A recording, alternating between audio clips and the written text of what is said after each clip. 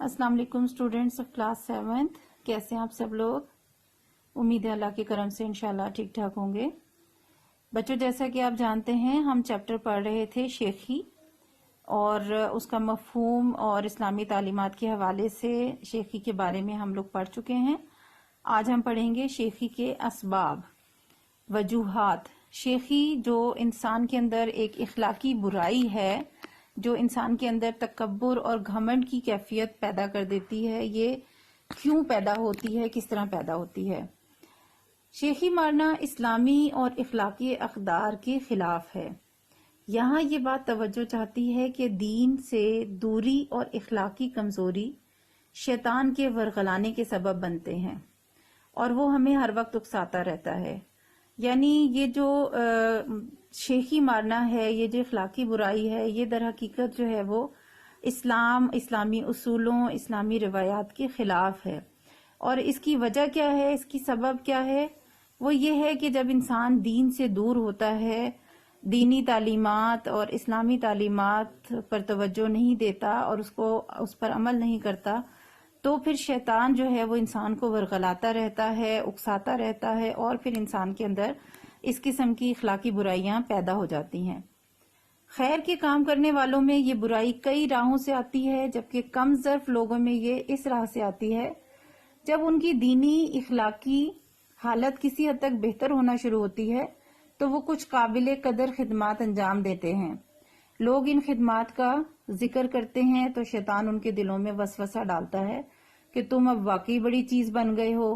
ये ख्यालात इंसान को नया बड़ाई में मुब्तला करके शेखी पर आमादा कर देते हैं और खुलूस नीयत से शुरू किए जाने वाले काम शेखी की नजर हो जाते हैं। यानी कि आम तौर पे जो लोग नेक होते हैं, नेकी के काम करते रहते हैं, उनके अंदर तो ये बुराई कई और मुख्तलिफ तरीकों से आ सकती है। शैतान उनको भी कोशिश करता है वरगलाने की।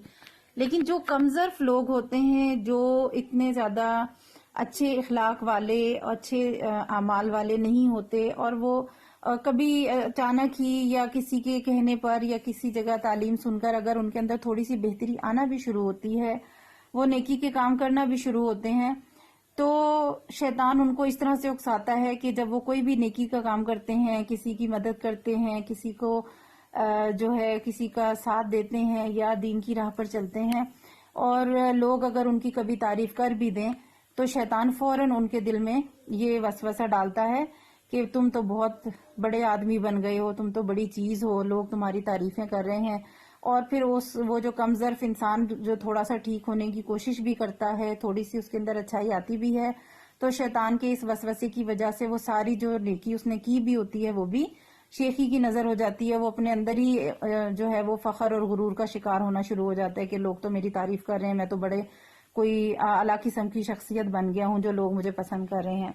तो इस तरह जो काम उसने नेक नियति से किया भी होता है ना, वो भी जो है वो शेखी की नजर हो जाता है और वो एक बुराई बन जाती है।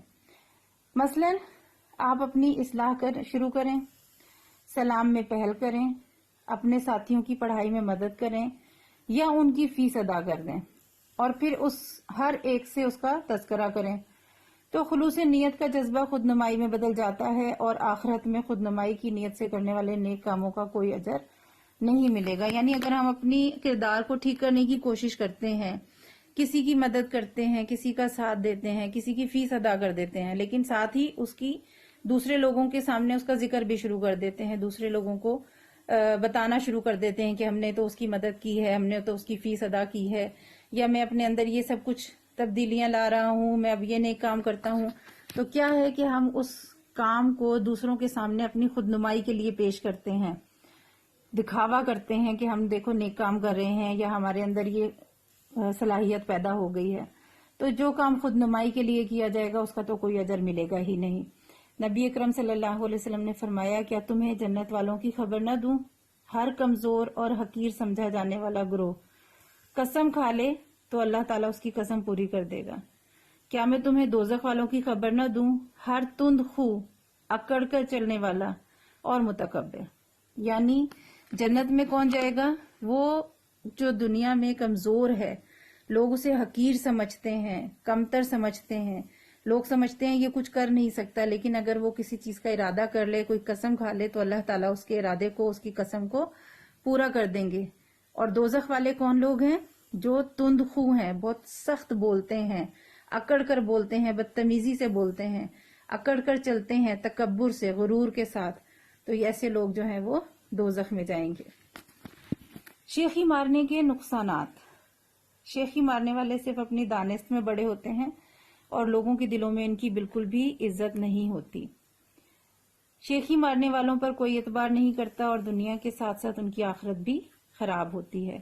شیخی مارنے والے سے لوگ بات کرنا پسند نہیں کرتے۔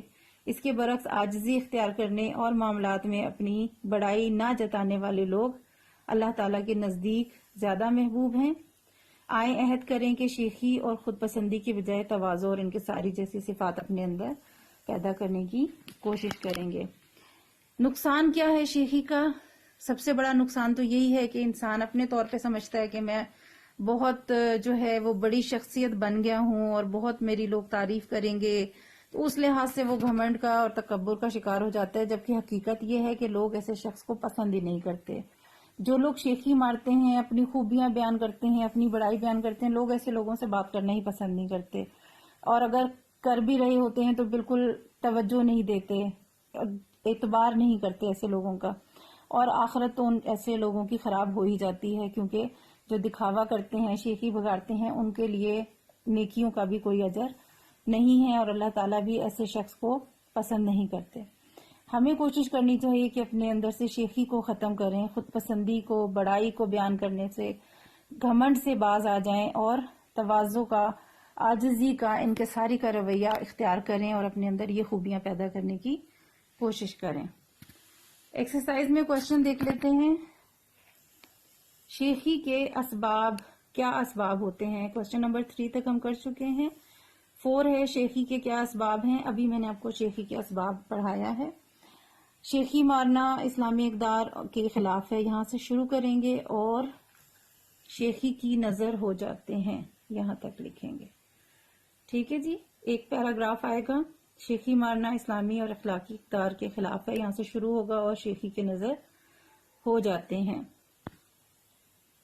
آج کے لیے یہ ایک ہی کوشچن کافی ہے، آپ نے یہ کاپی میں لکھنا ہے اور یاد کرنا ہے، ریمیننگ پارٹ انشاءاللہ اگلے لیسن میں۔ اللہ حافظ۔